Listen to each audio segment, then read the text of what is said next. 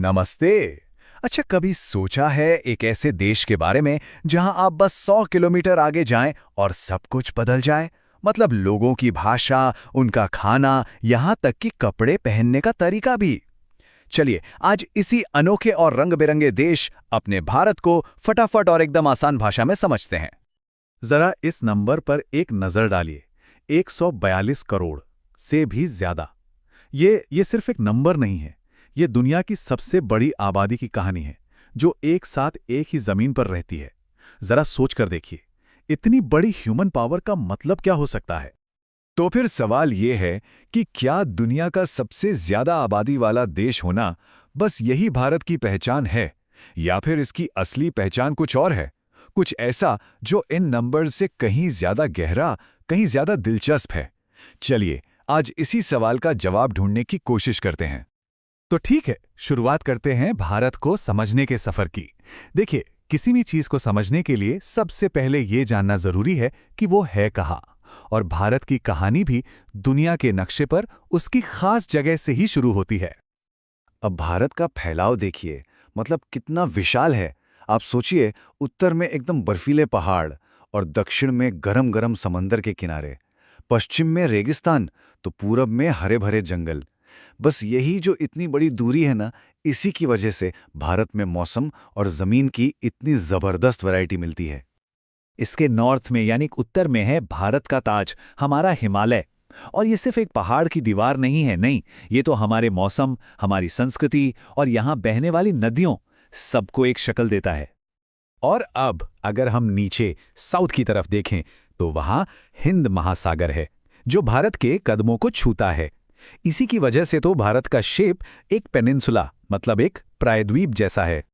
पूरब में है बंगाल की खाड़ी, जो अपने ईस्टर्न कोस्ट को एक अलग ही पहचान देती है। और पश्चिम में है अरब सागर। तो देखा कैसे भारत तीन तरफ से समंदर से घिरा हुआ है। और यही बात इसके इतिहास, इसके ट्रेड और कल्चर के लिए हमेशा से बहुत जरूरी रही है। अच्छा, कोई भी देश अकेला तो होता नहीं, उसके पड़ोसी भी होते हैं। तो भारत के पड़ोसियों को देखें। नॉर्थ वेस्ट में पाकिस्तान और अफगानिस्तान, ठीक ऊपर नॉर्थ में चीन, नेपाल और भूटान, पूरब की तरफ बांग्लादेश और म्यांमार, और हाँ, समंदर में भी पड़ोसी हैं, श्रीलंका और मालदीव। तो ये तो हो गई जमीन की बात। अब बात करते हैं उन 142 करोड़ से ज्यादा लोगों की जो यहां रहते हैं। सवाल यह है कि इतने बड़े और इतने अलग अलग तरह के लोगों वाले देश को आखिर चलाया कैसे जाता है। देखिए, इस पूरे सिस्टम को ना 3 आसान स्टेप्स में समझ सकते हैं। सबसे ऊपर है हमारा संविधान, मतलब देश की रूल बुक। इसी रूल बुक के हिसाब से बनती है संसद, जहां देश के लिए कानून बनते हैं। और फिर आती है सरकार, जिसका काम है उन कानूनों को लागू करना और देश चलाना। वैसे टेक्निकली भारत के सिस्टम को फेडरल पार्लियामेंट्री डेमोक्रेसी कहते हैं। अब इस सुनने में भारी लगता है, पर इसका मतलब सिंपल है। 1, पावर सेंटर और स्टेट्स के बीच बंटी हुई है। और 2, जो सरकार चला रहे हैं उन्हें संसद को जवाब देना पड़ता है, मतलब जनता को जवाब देना पड़ता है।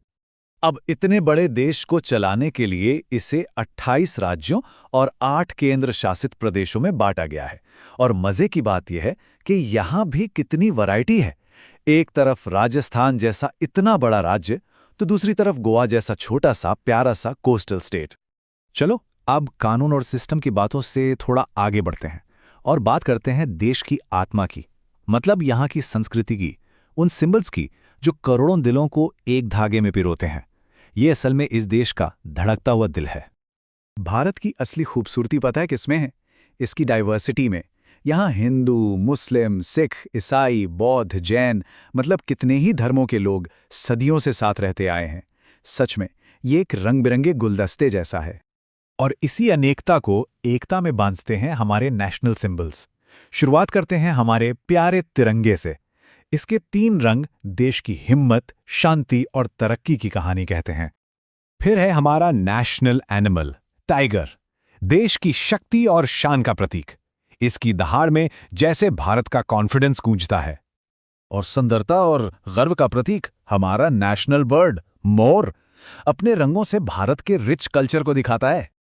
हमारा नेशनल फ्लावर है कमल, जो कीचड़ में खिलकर भी पवित्रता का मैसेज देता है। नेशनल ट्री है बरगद, विशालता और ज्ञान का प्रतीक। और जैसे इसकी शाखाएं फैलती हैं ना, वैसे ही भारत ने सबको अपनी छांव में जगह दी है। और आखिर में हमारी नेशनल रिवर गंगा। ये सिर्फ एक नदी नहीं है, ये करोड़ों लोगों की आस्था है, उनकी उम्मीद है, उनकी जिंदगी है। तो ये थी भारत की एक खूबसूरत झलक। अब आखिर में चलिए कुछ ऐसे की फैक्ट्स पर नजर डालते हैं जो इसे दुनिया में सच में यूनिक बनाते हैं। ओके, तो ये हैं 5 सुपर फैक्ट्स जो भारत को बहुत खास बनाते हैं। नंबर 1, हमारे पास दुनिया का सबसे लंबा दिखा हुआ संविधान है। नंबर 2, ये युवाओं का देश है। दुनिया की सबसे बड़ी यूथ पॉपुलेशन यहीं है। नंबर 3, कर्क रेखा देश के बीच से गुजरती है, जो इसे 2 क्लाइमेट जोन में बांटती है। नंबर 4, हमारे नॉर्थ ईस्ट के खूबसूरत राज्यों को प्यार से 7 सिस्टर्स कहते हैं। और 5वां और सबसे ज़रूरी, ये यूनिटी इन डाइवर्सिटी यानी विविधता में एकता का दुनिया का सबसे बड़ा जीता जागता एग्जाम्पल है। तो अंत में एक बड़ा सवाल खड़ा होता है कि इतनी सारी अलग-अलग पहचानों, भाषाओं और कल्चर को एक साथ जोड़कर रखने वाली ये जो ताकत है, इस ताकत का भविष्य क्या होगा? ये एक ऐसा सवाल है जो हम सबको सोचना चाहिए।